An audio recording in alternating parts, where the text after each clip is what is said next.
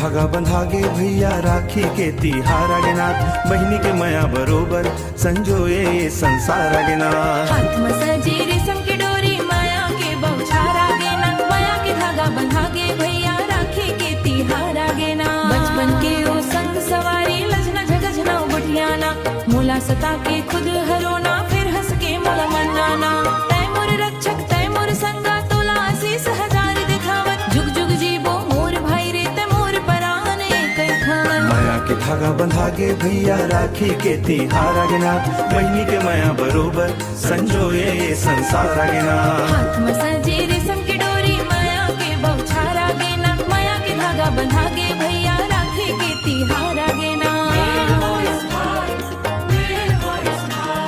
तोर हसीहा बहिनी मोर घर के कंचन लक्ष्मी तोर खुशी बर जान लुटा दूं तय मोर अंतर के अक्सीर दुनिया के सब सुख तोला मिल जावे सदा हंसत रहे तोर चेहरे पे। माया के धागा बंधागे भैया राखी के तिहार आगे नाथ बहिनी के माया बरोबर संजोए ये संसार आगे नाथ। हाथ में सजी रेशम की डोरी माया के बौछार आगे ना माया के धागा बंधागे भैया राखी के तिहार आगे ना।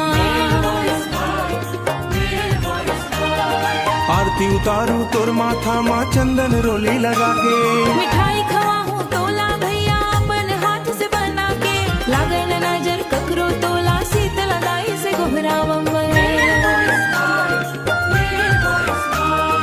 जैन जन्म माँ मिलबे बहिनी तोरे भाई बन के आवत तोर कलाई में बंधे राखी मोर फर्ज के पहदारे कठिन डहर माँ साथ निभाऊं ये भाई के तोर करारे।